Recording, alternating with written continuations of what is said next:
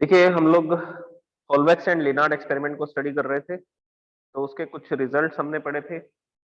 अलग अलग कंडीशंस के अंदर डिफरेंट डिफरेंट रिजल्ट आ रहे थे, वो रिजल्ट आपके सामने लिखे गए हैं। ये ऑब्जर्वेशंस थी फोटो इलेक्ट्रिक इफेक्ट का जो एक्सपेरिमेंट किया गया था, कॉल्वेक्स और लिनार्ड ने इस एक्सपेरिमेंट को किया था।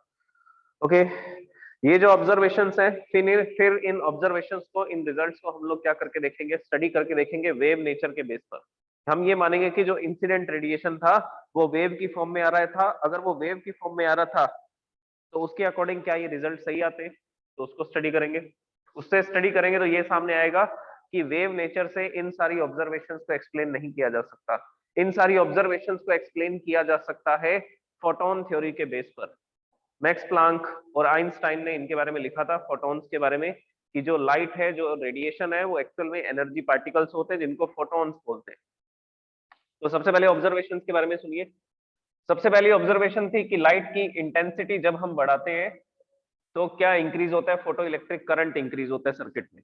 वो इंक्रीज क्यों होता है? क्योंकि इंटेंसिटी बढ़ाने से फोटो इलेक्ट्रिक, जो फोटो इलेक्ट्रॉन्स है उनका नंबर इंक्रीज हो जाता है। आपके पास एक मेटल सरफेस था, इस मेटल सरफेस के ऊपर आपने एक सोर्स लगाया, ये 100 वॉट का सोर्स था और इसकी जो फ्रीक्वेंसी है वो येलो कलर है, फिक्स है। अब इससे जो रेडिएशन आया, इससे हमने देखा कि 100 इलेक्ट्रॉन इस मेटल के सरफेस से बाहर आ जाते हैं। अगर 100 इलेक्ट्रॉन बाहर आ रहे हैं तो वो फिर कंडक्शन का काम करेंगे सर्किट में, और जिसकी वजह से क्या होगा, करंट फ्लो होगा।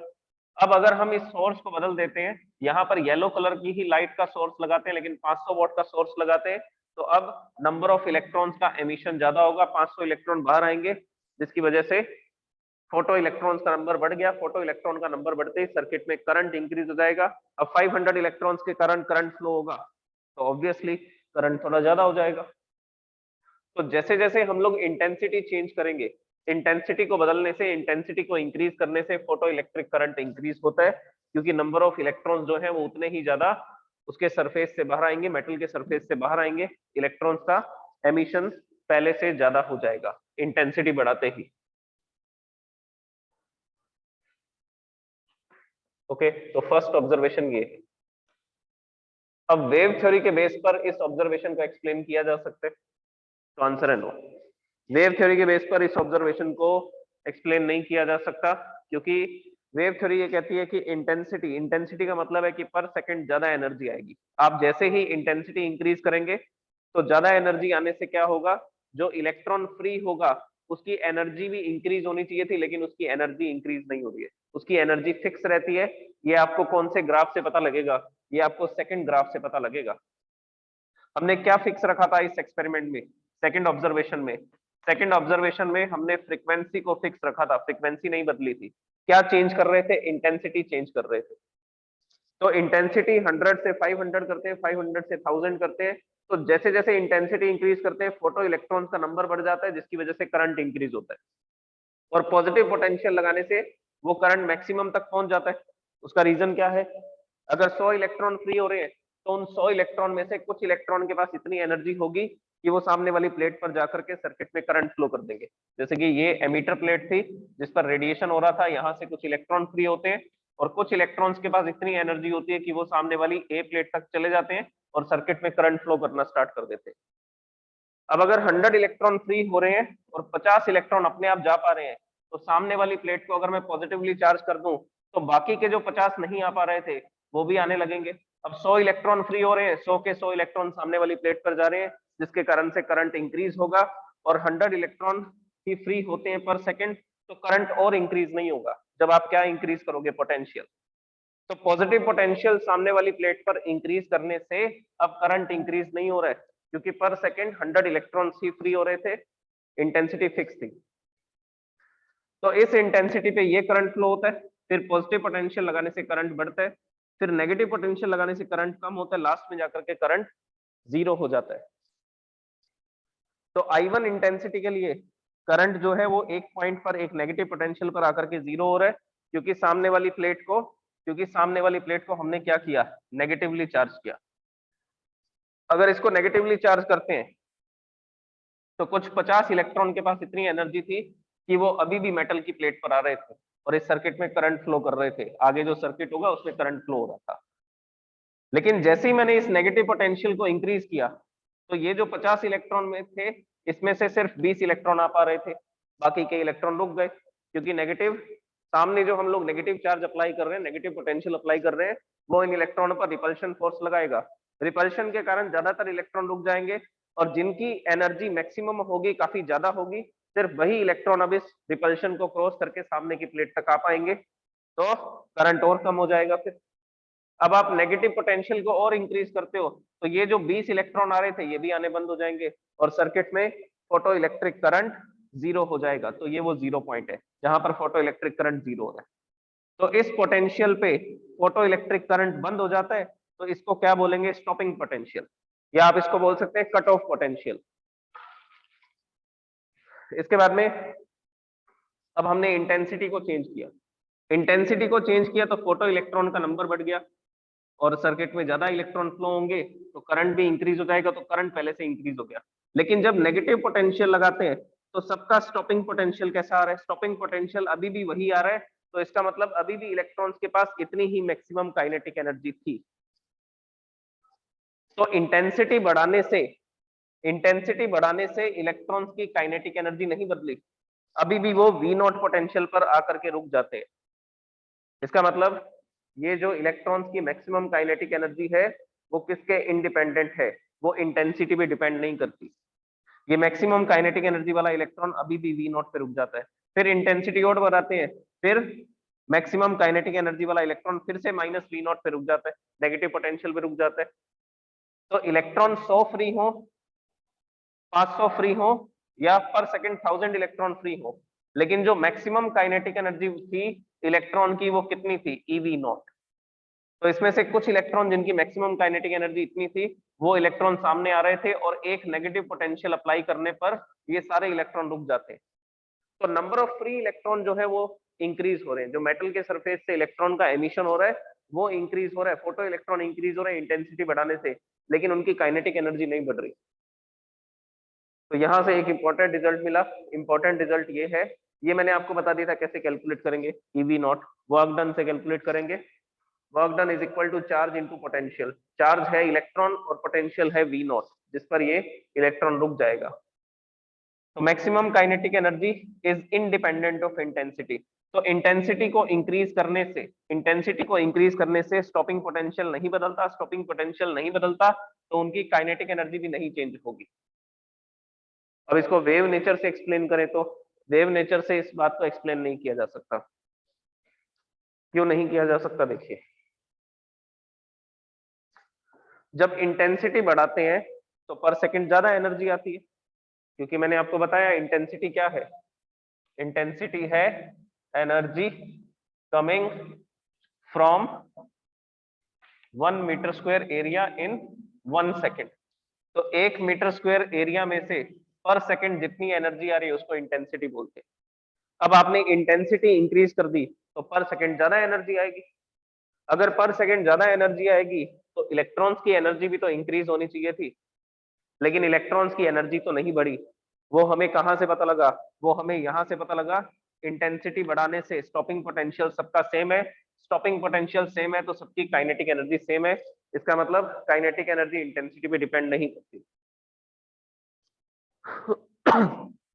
और वेव थ्योरी क्या कहती है? वेव थ्योरी कहती है कि अगर हम लोग रेडिएशन की इंटेंसिटी को इंक्रीज कर देंगे तो पहले से जो इलेक्ट्रॉन बाहर आएगा वो ज्यादा एनर्जी से बाहर आना चाहिए। जैसे एक एग्जांपल लेते हैं। एग्जांपल ये है कि जब मैंने इसके ऊपर 10 इलेक्ट्रॉन वोल्ट की एनर्जी को इंसिडेंट किया तो उस समय पर ये इलेक्ट्रॉन ने इस सरफेस से बाहर आने में 2 इलेक्ट्रॉन वोल्ट खर्च कर दिए, जिसको हम लोग वर्क फंक्शन बोलते हैं। और बाकी के 8 इलेक्ट्रॉन वोल्ट बचे, वो 8 इलेक्ट्रॉन वोल्ट की एनर्जी से मूव करेगा, ये इसकी काइनेटिक एनर्जी होगी। अब आपने इंटेंसिटी को इंक्रीज किया, इंटेंसिटी इंक्रीज किया तो ये इंटेंसिटी इंक्रीज हो गई। इंटेंसिटी इंक्रीज हुई, अब पर सेकंड ज्यादा एनर्जी आ रही है, लेकिन हम देख रहे हैं कि मैक्सिमम जो इलेक्ट्रॉन मूव कर रहा है वो तो 8 इलेक्ट्रॉन वोल्ट से मूव कर रहा है, उसकी एनर्जी नहीं बढ़ रही। उसकी एनर्जी इसलिए नहीं बढ़ रही क्योंकि जो लाइट है वो वेव की फॉर्म में ट्रेवल नहीं करती, लाइट पार्टिकल्स की फॉर्म में आती है, जिनको फोटोन बोलते हैं।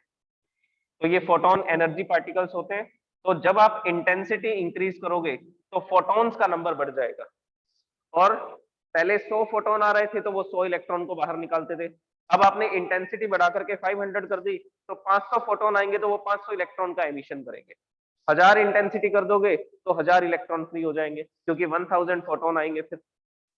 तो इंटेंसिटी बढ़ाने से क्या होता है? तो वेव थ्योरी से इस बात को एक्सप्लेन नहीं किया जा सकता। वेव थ्योरी तो कहती है कि इंटेंसिटी बढ़ाने से इलेक्ट्रॉन जो एमिट होगा उसकी एनर्जी बढ़नी चाहिए थी, लेकिन इंटेंसिटी बढ़ाने से एनर्जी नहीं बढ़ रही है। इंटेंसिटी बढ़ाने से क्या हो रहा है? अगर मैं 100 वॉट का बल्ब लगाता हूं तो पर सेकंड 100 फोटॉन्स आते हैं और 100 फोटोन आकर के इससे टकराते हैं तो यहां से कितने इलेक्ट्रॉन्स का एमिशन होता है? 100 इलेक्ट्रॉन का एमिशन होता है। जब मैं 500 वॉट का बल्ब लगाता हूं तो कितने फोटोन आते हैं? 500 फोटॉन्स आते हैं और वो 500 फोटोन यहां से कितने इलेक्ट्रॉन का एमिशन करते हैं? 500 इलेक्ट्रॉन्स का एमिशन करते हैं।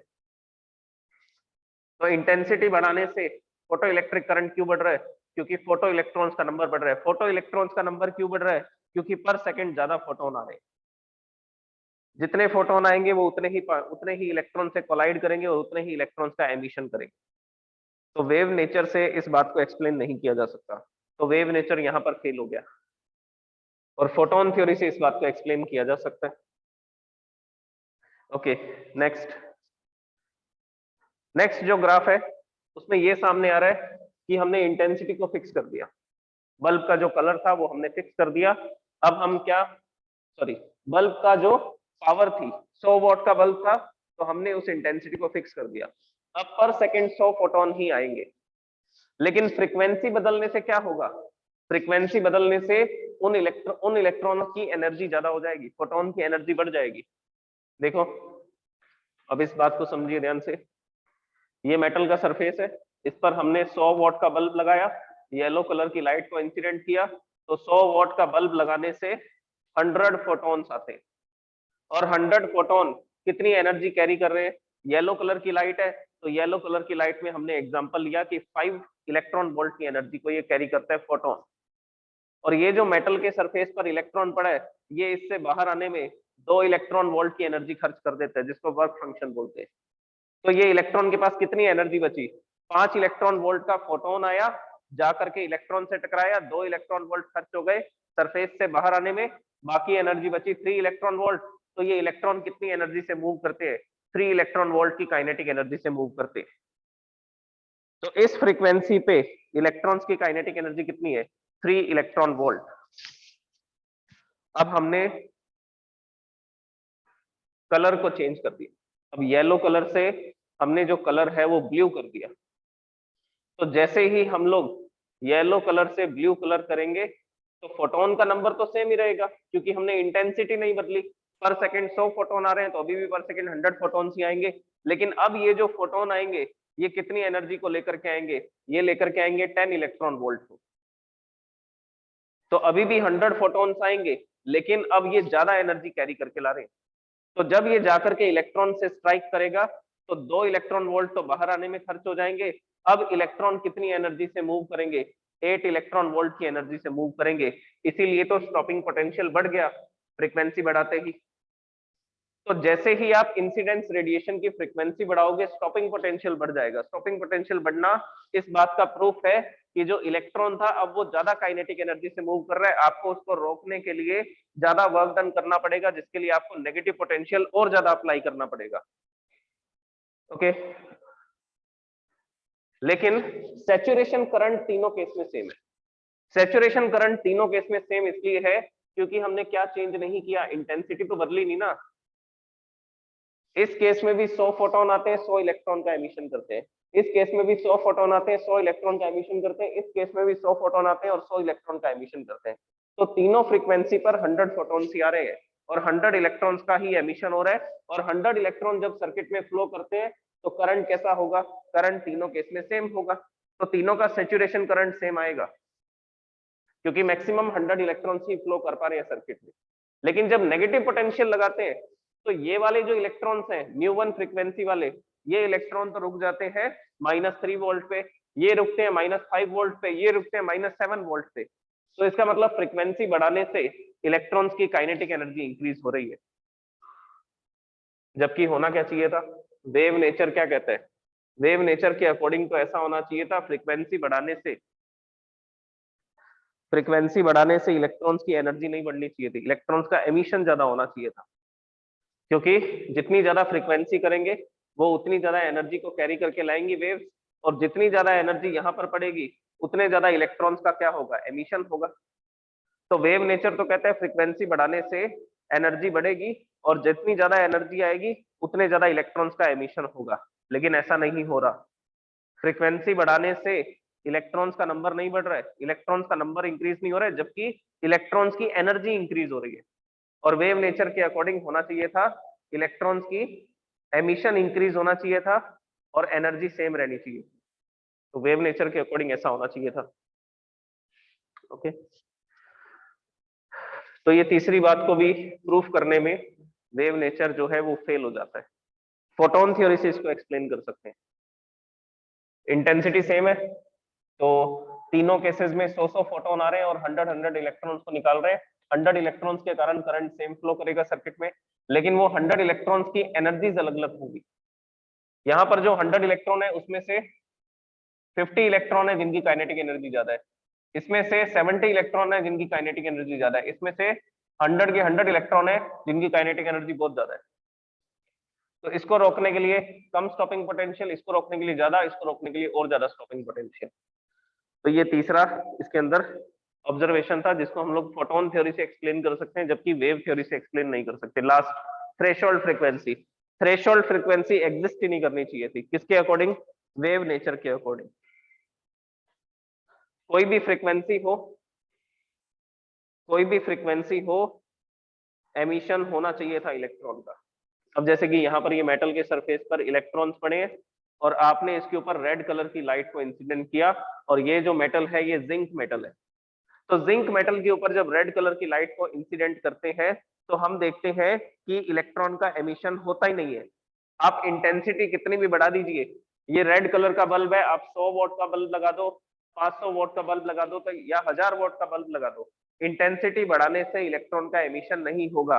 जबकि होना क्या चाहिए था, इंटेंसिटी बढ़ाने से इलेक्ट्रॉन का एमिशन होना चाहिए था, क्योंकि इंटेंसिटी बढ़ाने से पर सेकंड ज्यादा एनर्जी आएगी, और जितनी ज्यादा एनर्जी आएगी इलेक्ट्रॉन्स उतनी ही एनर्जी को गेन करेगा और सरफेस से बाहर आ जाएगा। लेकिन रिजल्ट तो कुछ और ही आ रहे हैं। रिजल्ट तो ये आ रहे हैं कि आप इंटेंसिटी बढ़ा रहे हो लेकिन इलेक्ट्रॉन का एमिशन नहीं हो रहा, क्योंकि वो जो इंटेंसिटी आप बढ़ा रहे हो उसमें जो फोटॉन्स आ रहे हैं वो तो कितने इलेक्ट्रॉन वोल्ट के आ रहे हैं, वो तो 2 इलेक्ट्रॉन वोल्ट के आ रहे हैं। जबकि इस सरफेस से इलेक्ट्रॉन को बाहर निकालने के लिए 5 इलेक्ट्रॉन वोल्ट की जरूरत पड़ती है। इस सरफेस से इलेक्ट्रॉन को बाहर निकालने के लिए 5 इलेक्ट्रॉन वोल्ट की जरूरत पड़ेगी, मतलब कि इस सरफेस का वर्क फंक्शन क्या है, इस मेटल का वर्क फंक्शन क्या है, 5 इलेक्ट्रॉन वोल्ट है। अब आप रेड कलर का बल्ब लगा के बैठे हैं, पहले 100 फोटोन आ रहे हैं, वो सारे के सारे फोटोन 2 इलेक्ट्रॉन वोल्ट के हैं, इलेक्ट्रॉन्स को सफिशिएंट एनर्जी नहीं मिली। फिर आपने 500 वॉट का बल्ब लगाया, 500 फोटोन आए, लेकिन अभी भी 2 इलेक्ट्रॉन वोल्ट के ही आ रहे हैं। तो 2 इलेक्ट्रॉन वोल्ट का फोटोन जब इससे टकराएगा तो 2 इलेक्ट्रॉन वोल्ट की एनर्जी से ये बाहर नहीं आ सकता। कितनी एनर्जी चाहिए बाहर आने के लिए, 5 इलेक्ट्रॉन वोल्ट। तो इंटेंसिटी बढ़ाने से इलेक्ट्रॉन का एमिशन होना चाहिए था, क्योंकि जब आप इंटेंसिटी बढ़ाओगे तो एनर्जी इंक्रीज होगी और इलेक्ट्रॉन धीरे धीरे उस एनर्जी को एब्जॉर्ब करता जाएगा, और जब इसके पास 5 इलेक्ट्रॉन वोल्ट की एनर्जी हो जाएगी तब ये मेटल के सरफेस से बाहर आ जाएगा, और इस प्रोसेस में तो फिर टाइम लगेगा। धीरे धीरे ये एनर्जी एब्जॉर्ब करेगा, जब सफिशिएंट एनर्जी हो जाएगी तो बाहर आ जाएगा। लेकिन ये प्रोसेस तो ऑलमोस्ट इंस्टेंट होती है, आप जैसे ही रेडिएशन डालते हैं इलेक्ट्रॉन का एमिशन हो जाता है। तो ये प्रोसेस इंस्टेंट है, इंस्टेंटेनियस है, शॉर्ट पीरियड ऑफ टाइम में होती है, 10⁻⁹ सेकंड में हो जाती है।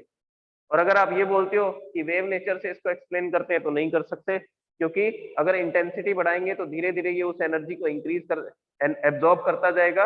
एब्जॉर्ब करते करते जब इसकी एनर्जी 5 इलेक्ट्रॉन वोल्ट हो जाएगी तब ये सरफेस से बाहर आ जाएगा। तो इस प्रोसेस में थोड़ा टाइम लगना चाहिए था, लेकिन टाइम नहीं लग रहा है, इंस्टेंट हो रही है ये प्रोसेस।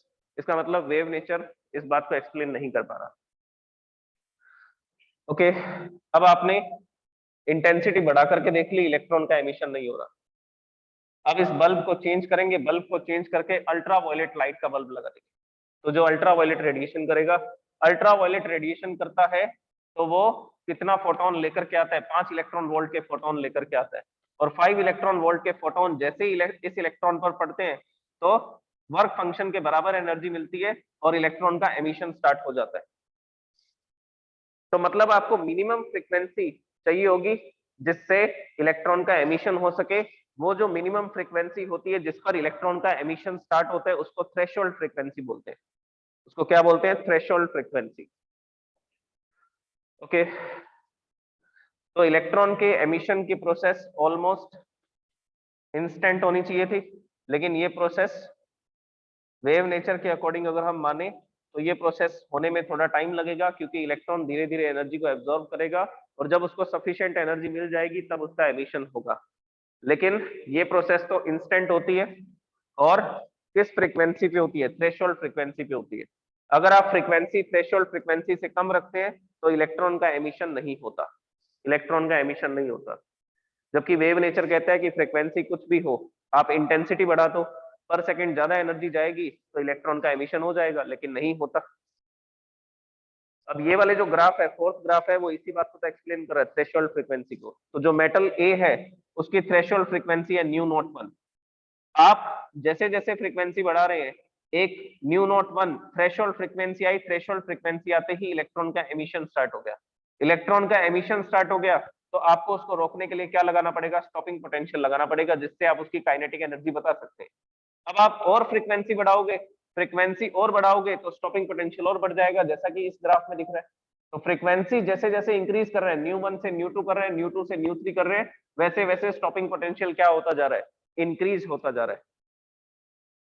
तो ये फोर्थ ग्राफ ये बता रहा है कि एमिशन स्टार्ट होगा एक सर्टेन फ्रीक्वेंसी पे, उस फ्रीक्वेंसी को थ्रेशोल्ड फ्रीक्वेंसी बोलते हैं। और अगर आप इससे भी ज्यादा फ्रीक्वेंसी का फोटोन डालोगे तो उससे क्या होगा? स्टॉपिंग पोटेंशियल बढ़ेगा। स्टॉपिंग पोटेंशियल का बढ़ना क्या बताएगा? कि इलेक्ट्रॉन्स की काइनेटिक एनर्जी इंक्रीज हो रही है। तो मेटल ए के लिए जब हम फ्रीक्वेंसी बढ़ाते हैं तो स्टॉपिंग पोटेंशियल भी बढ़ता है। ये रहा, फ्रीक्वेंसी बढ़ा रहे हैं तो स्टॉपिंग पोटेंशियल भी इंक्रीज हो रहा है। मेटल बी के लिए थ्रेशोल्ड फ्रीक्वेंसी थोड़ी ज्यादा है। जैसे कि ये मेटल जो है वो तो ब्लू कलर पे एमिशन कर सकती थी, लेकिन इससे ज्यादा फ्रीक्वेंसी अल्ट्रावायलेट है। तो कुछ मेटल्स ऐसे होंगे जो अल्ट्रावायलेट पे एमिशन करेंगे, ब्लू कलर की लाइट पर एमिशन नहीं करेंगे। तो ब्लू कलर से अल्ट्रावायलेट करने के लिए आपको एक फ्रीक्वेंसी इंक्रीज करनी पड़ेगी। तो जो सेकंड मेटल है, मेटल बी है, उसकी थ्रेशोल्ड फ्रीक्वेंसी थोड़ी ज्यादा है। वो अल्ट्रावायलेट पे रेडिएशन करता है क्योंकि उसका वर्क फंक्शन ज्यादा है। तो फिर से ये थ्रेशोल्ड फ्रीक्वेंसी पे एमिशन स्टार्ट होगा। अब और फ्रीक्वेंसी बढ़ाओगे तो उनकी स्टॉपिंग पोटेंशियल बढ़ेंगे। क्यों बढ़ेंगे? क्योंकि फ्रीक्वेंसी बढ़ाने से फोटोन ज्यादा एनर्जी कैरी करके लाएगा, और जितनी ज्यादा एनर्जी कैरी करके लाएगा उसको रोकने के लिए फिर उतना ही ज्यादा स्टॉपिंग पोटेंशियल अप्लाई करना पड़ेगा, जिसकी हेल्प से हम उसकी काइनेटिक एनर्जी को बता सकते हैं। तो लास्ट रिजल्ट ये है कि फ्रीक्वेंसी इंक्रीज करने से इलेक्ट्रॉन्स की काइनेटिक एनर्जी इंक्रीज होती है। फ्रीक्वेंसी इंक्रीज करने से इलेक्ट्रॉन्स की काइनेटिक एनर्जी इंक्रीज होती है, जबकि होना क्या चाहिए ना? फ्रीक्वेंसी इंक्रीज करने से इलेक्ट्रॉन्स का नंबर इंक्रीज होना चाहिए था। नंबर इंक्रीज नहीं होता, नंबर फिक्स रहता है, नंबर इंटेंसिटी से इंक्रीज होता है। तो ये 4 ऑब्जर्वेशन है जिनको पार्टिकल नेचर ऑफ लाइट के थ्रू एक्सप्लेन किया जा सकता है। पार्टिकल नेचर ऑफ लाइट मतलब कि फोटोन। तो फोटोन थ्योरी के बेस पर इस एक्सपेरिमेंट को एक्सप्लेन किया जा सकता है। और wave nature of radiation fails to explain this effect, photoelectric effect, fail to explain photoelectric effect। ये इसमें सबसे इंपॉर्टेंट बातें हैं।